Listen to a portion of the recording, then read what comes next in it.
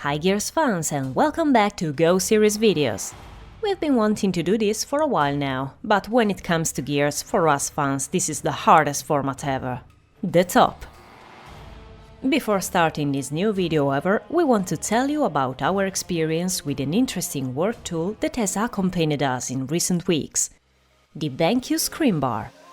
Thanks to a collaboration with BenQ, we have been tasting this professional monitor light. A device capable of giving a quality boost to your desk for work, study or entertainment, finally offering perfect lighting to safeguard the view and a pleasant atmosphere. It is a light bar, very easy to install, which connects directly to the monitor or computer through a single USB cable. In a few moments you can set your favorite lighting, or simply use the automatic setting that adjusts the heat and intensity based on the conditions of the room. Check out our full review to find out more about the BenQ ScreenBar Monitor Light by visiting our website goseries.com. Well, now let's start the top of the best 5 bosses according to our list.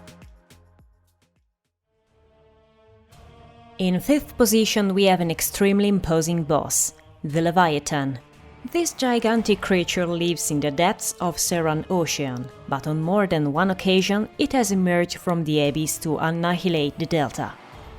There are 2 versions of Leviathan inside the Gears of War saga. There is the classic Leviathan, the one we first encounter in Gears of War 2, and then there is the Lambent version, that we see from various and interesting points of view in the first act of Gears of War 3. Also in Gears of War 3 we have the misfortune to meet the normal version, which escaped from the depths of the Nexus after Jacinto's sinking. This gorgeous specimen of carnivorous smile will always be ready to swallow a submarine or 2. There are also several Easter eggs of both versions, from the Lambent Leviathan on the Gears 3 map Aftermath to the gigantic specimen that leaps out of the water like a dolphin on the Gears 4 map Harbor. In 4th position we have the most classic and historical enemy of the entire franchise.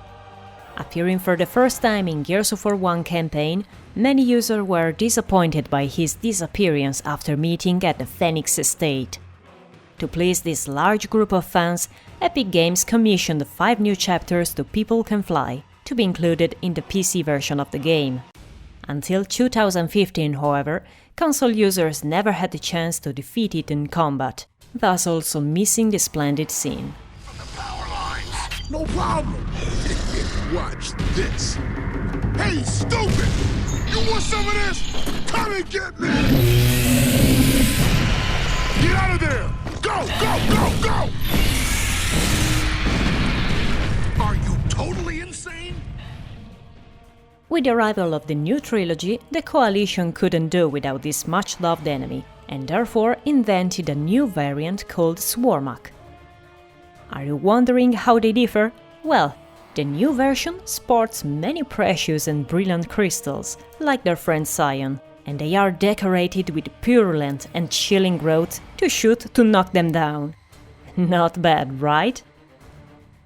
And how we can forget the fantastic Lambent Brumak from Gears of War 2, an interesting sprawling variant that is strongly inspired by the alien imagery, but which at the same time proves to be the worst boss of the entire saga, as well as the only real downside of the beautiful Gears of War 2 campaign.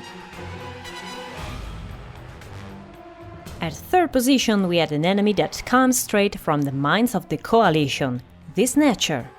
Among the various creatures created after the passing of the torch, the Snatcher is certainly the most interesting enemy. We don't know where it came from or who created it, we just know that it wants humans all for itself. With a warm hug he draws the victim to itself, cocooning him in the pods where the slime and swarm crab transforms human into juvies. What a luck! In terms of design, the Snatcher strongly recalls the colors and style of Panzer and Carrier, but it's much more dangerous. In fact, from its tail it shoots a dangerous spike able to stun and knock down any human. Marcus Phoenix during the Gears 4 campaign enjoys a free trip to one of the Swarm's nests, saved by his son and his friends before the transformation, Oscar, on the other hand, was able to free himself despite he was injured. What can I say? Age also makes itself felt for our beloved Marcus. Note of honor is the pursuit of the Hivebusters inside the Pahanu volcano, a speeded up and much more adrenaline-pumping version of the one in Gears 4. Really well done. With the second position we arrive at the most interesting part of the top. Who could ever be there? The Corsper, of course. An arachnoid-shaped colossus capable of digging huge tunnels to swarm out armies of drones, ready to slaughter humans. We have seen it many times in the original trilogy, but its first appearance as a boss in Gears of War 1 left us a little dumbfounded. Such a big guy wiped out by a couple of shots in the belly and a couple in the mouth. Fortunately, in the third chapter he was able to make up for a boss fight dedicated entirely to it and its progeny. And not forget that it was its imposing and scary silhouette that prompted millions of people to buy Xbox 360 with the Mad World trailer. It is from that moment that the Corsper became a legend. Strangely, there is neither a lambent nor a swarm version of it. Who knows if we'll see it again one day. And at the number 1 position could only be her. The most dangerous and powerful creature of the drone class. A boss who really shook all Gears of War players. An immortal monster, vulnerable only and only to the Hammer of Dawn and later to fire. A blind fury, ready to kill us if we weren't careful to dodge it. Right, Dom? You love being hugged by her. Were it not for the checkpoints, we would have lost you long before we reached Mercy.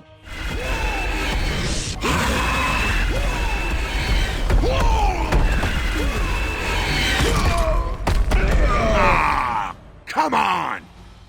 After a second chapter in which it was absent, Gears 3 offered us a lambent Berserker, a mutated and much more dangerous version of the first, capable of making very high jumps and getting behind us with extreme agility. The boss fight at Anvil Gate still looks very inspired and fun today. Not that the waves of Horde were outdone. Last, the Coalition, while deciding to exploit this enemy again, created a new variant, the first real Berserker in the world of Gears. An even bigger and more dangerous version, equipped with kills capable of knocking us down like Snatchers, and able to jump like Berserker.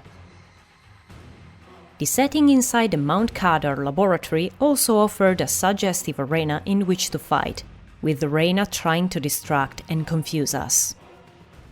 A really interesting and lethal enemy that we will never forget. That's all, Gears fan! We hope you like our tops, because we already have many more in mind. We are curious to know what your favorite bosses have been, and we can't wait to talk about the real big guys like Ram, Mira and Scourge. But this will happen in another top.